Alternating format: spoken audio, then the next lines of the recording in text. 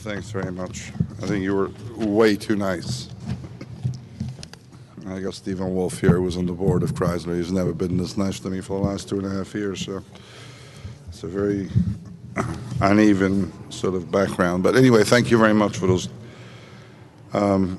kind words, Sam. It is an honor to share the stage with you tonight and to follow in your path as a winner of this distinguished award.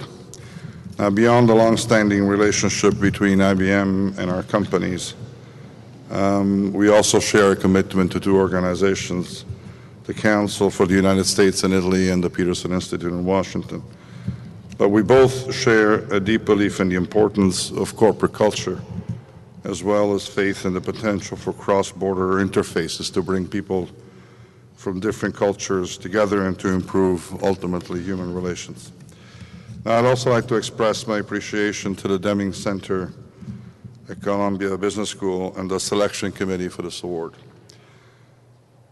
Now, when you give a prize to someone who spent the last 7.5 years at the head of big industrial groups like Fiat and Fiat Industrial, and for the last 2.5 years at Chrysler, you're really rewarding the commitment and the determination of the people who belong to these companies. And this sounds almost obvious, and most CEOs are expected to say this, but you are recognizing more than 250,000 men and women who have worked to restore the pride and the credibility of our companies and continue to do so with a renewed sense of purpose and determination. I'm proud to accept the Deming Cup on their behalf because our people have demonstrated the courage, the commitment, and the passion in authoring two remarkable comebacks in automotive history. And for this reason, this award is even more gratifying considering the comeback that Edward Deming himself helped engineer. For most of his life, he was a prophet without honor in his own country, in the United States. And this country was at the time rich, and it was unchallenged after its success in World War II, and producers were focused on generating enough production to meet soaring consumer demand without making quality a great priority. And Deming first found a receptive audience for his ideas on operational excellence in Japan, a society which had been devastated by the ravages of war. In his book, The Reckoning, journalist David Halberstam wrote that Japanese had their backs to the wall and they had no place to turn except to him. And Deming, who was accustomed to being ignored, realized that he had touched something formidable. It was some raw, powerful human force trying to assert itself. No one was going to stop these people because they so earnestly wanted to succeed. They had no other priority that would make any sacrifice. And so in a similar manner, today's Fiat and Fiat Industrial and Chrysler are made up of survivors, of men and women who faced the abyss, who found the strength and the resolve to fight the death sentences that seemingly have been preordained for all of them. In 2004, Fiat was months from running out of cash, and business journalists, including some in this room, were competing to write the best obituary even before the body had turned cold. But 4 years later, Fiat posted the highest earnings in its then 109 years of history. It's a record which, notwithstanding the uncertain economic environment which is now plaguing Europe, is going to be exceeded in 2011. And the situation was much the same at Chrysler in 2009, when there was widespread skepticism that the company could successfully restructure and compete, even with the financial assistance of the United States Treasury and of the Canadian government.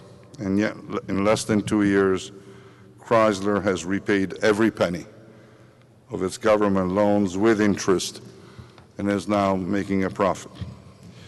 At both Fiat and Chrysler, we were able to find the courage to act and to reverse our fate.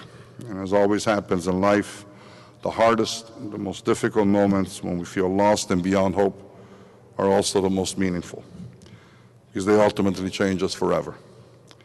And those who survive, who find the strength and the courage to stand and fight, will never be as before. Survivors are different people.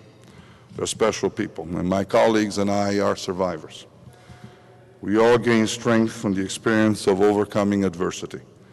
We don't shy away from making tough decisions, and we're able to quickly adjust to new challenges. The decisions that we make today at Fiat Chrysler are pervasively covered by the near extinction experience and by a resolve to never again get so close to our own demise.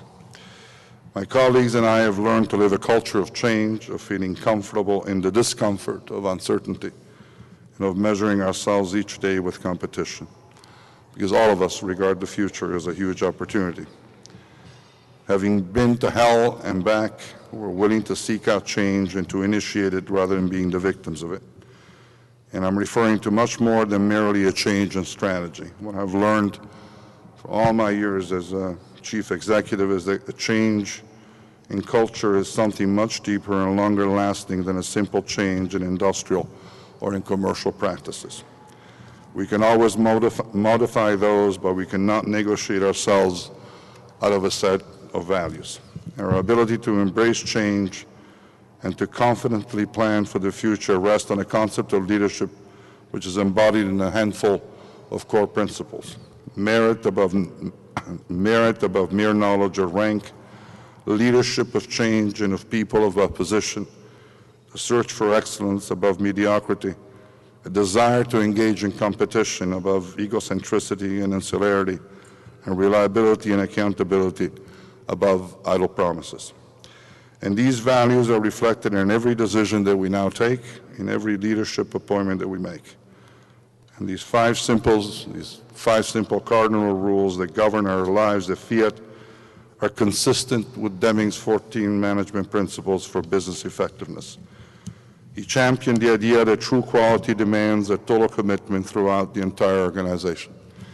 And at Fiat Chrysler, we understand the need for every level to understand and embrace our values.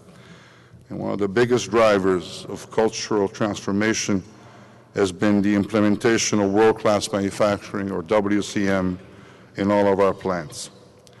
Now, it's not going to surprise you that our journey to WCM began by visiting plants in Japan, where Deming had such a profound influence in order to understand their best practices. WCM provides a rigorous framework to methodically and relentlessly root out waste. But equally important, it is intended to put dignity back into the workplace, reflecting the fundamental values of self-respect and respect for others.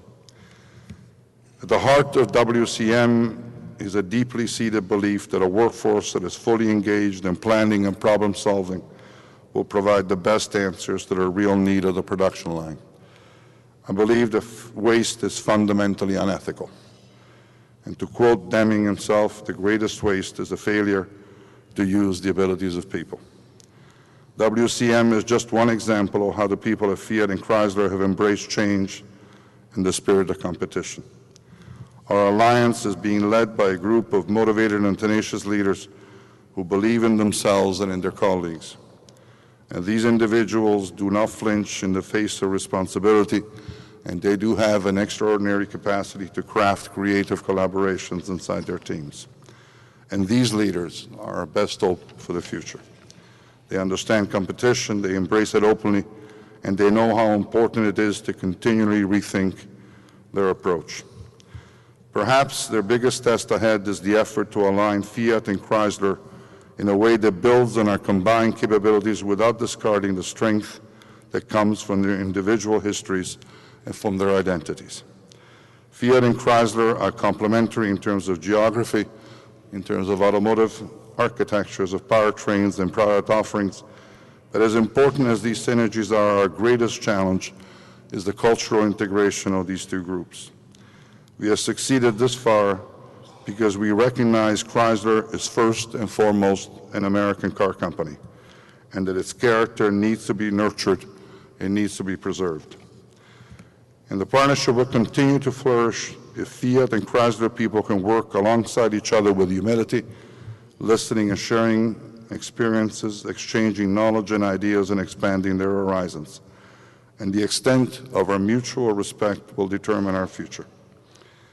It is said that human beings can live for 40 days without food, 4 days without water and 4 minutes without air, that we can now live for 4 seconds with a hope. The oxygen of human society is hope. And so my hope tonight in closing as a leader is that all of us, in whatever field we work, adopt Deming's belief in the potential for continuous improvement. My hope is that we will always live knowing that ultimately, regardless of the circumstances, we have the power to refuse our consent.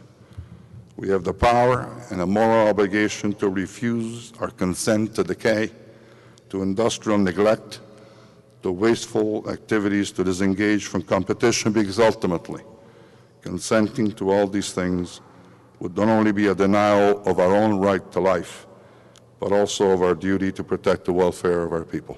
Thank you all.